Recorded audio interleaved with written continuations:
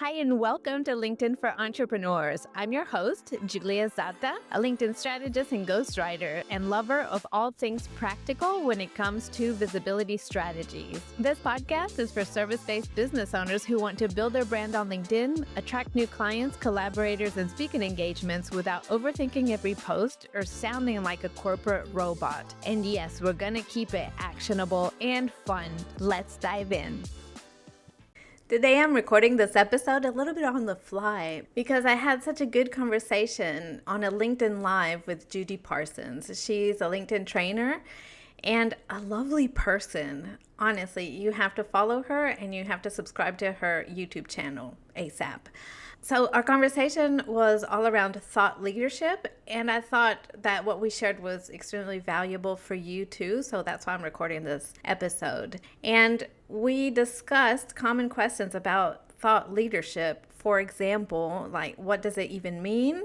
Is it the same as being an influencer or a subject matter expert? How do I know if I'm a thought leader? I don't think I am. What requirements or boxes do I have to tick in order to qualify as a thought leader? So all these things. So let's go over some of the main points that we covered, starting with what does thought leadership mean? What is a thought leader?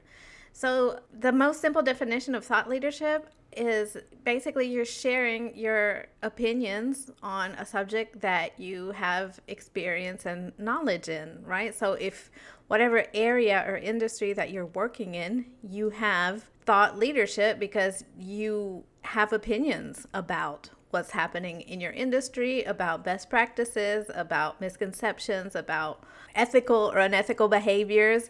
So thought leadership is basically your perspective on your industry. And what makes it thought leadership is that you have experience in this matter.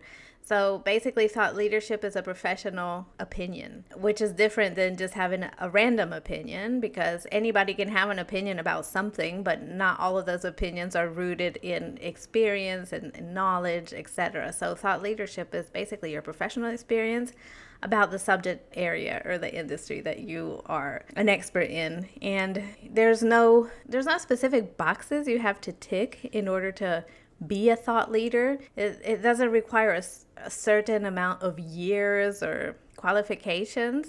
It's basically sharing your opinions publicly so that they can benefit somebody else. It's not so much about being recognized as a thought leader. You know, it's not a certificate we're trying to earn. It's just really sharing valuable insights that's going to help somebody else within either your target audience demographic or industry peers. That's it. So yes, you're a thought leader. If you're listening to this, you're a thought leader. And how do we figure out what you should talk about? That's the other question I answered on Judy's show, which you should go and check out. I'm going to add the link in the show notes for you. But for content ideas, you can start to list all the questions you get asked frequently. So the frequently asked questions that you probably have on your website, that prospects usually ask you, and that clients ask you. Any of those questions, just write them down, make a list, and then go to Google and search for those terms and see what else pops up. And you can even do that on TikTok and other platforms just to see if you get different answers. But so the first thing would be just compile a list of frequently asked questions that are relevant to your target audience, and then decide which ones you want to discuss, the ones that excite you the most.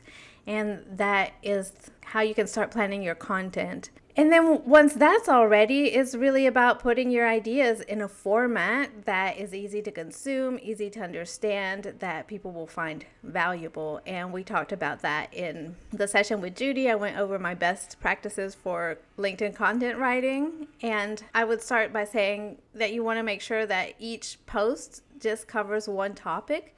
Try and answer one simple question per post, or discuss one angle or one aspect per post. If you mix themes, it gets confusing. And so you want to keep your post as simple as possible because, like Judy reminded us, at least 70% of our audience are scrolling our content on mobile. So the content needs to be optimized for mobile. So it needs to be very simple. It needs to be easy to read, so scannable.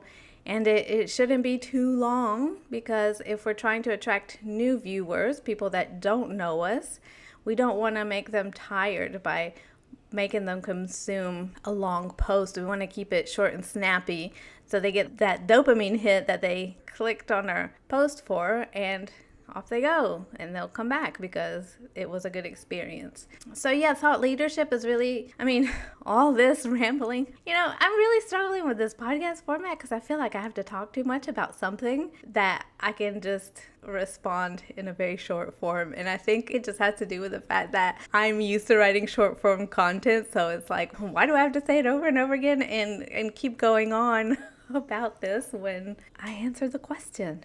Thought leadership is your professional opinion. But basically that's what it boils down to. And so once you've figured that out, that, that's all it is, it's that simple, then you want to decide how you're going to present your professional opinion, how you're going to talk about the different subjects that come up. And so we all work in different industries. We'll probably see different topics pop up. But so how can we add our point of view? And you're probably following a lot of people from within your industry. So it probably seems to you like everybody knows this stuff. But people from outside your industry, people who are your clients, don't know these things. And so they need to hear it from you. So even if there's other people out there saying the same things that you want to say or that you agree with, your audience wants to hear that from you because they're probably not following those people. And even if they were, they're following you too. And they want to know how you think about this, how you say it. And even sometimes it's just the wording that makes it different, or your personality. Because as thought leaders, it's not just about the value that we provide with our content. It's a whole package. We also have a personality. We also have a history. We also have just a way about us that people might like and might prefer to others. And that's another thing that we talked about today with Judy, about how there's no like and trust factors involved in marketing. So the trust factor is what happens with the thought leadership. We show that we know what we're talking about, and so people trust us. It's the whole reason I started this podcast, so I could get in your ear and talk to you about things that don't fit into a social media post. And so you can see that I know what I'm talking about because I'm helping you with advice that you can then put into action and see the results for yourself, basically. And so thought leadership helps with the trust factor. It helps you trust me as an expert. So if you're a thought leader, the thought leadership content you put out there helps people trust your expertise.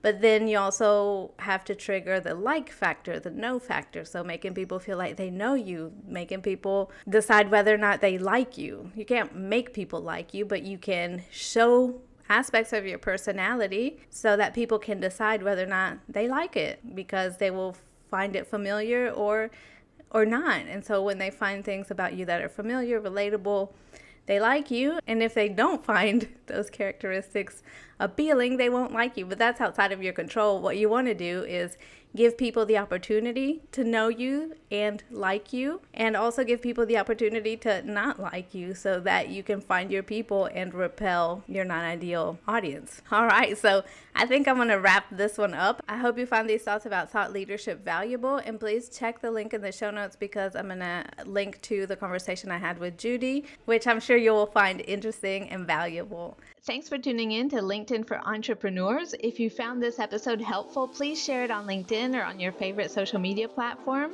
And if you really want to make my day, leave me a 5-star review on Apple Podcasts. It helps more business owners find this show. Thanks again for listening, and I'll see you in the next one. Bye for now.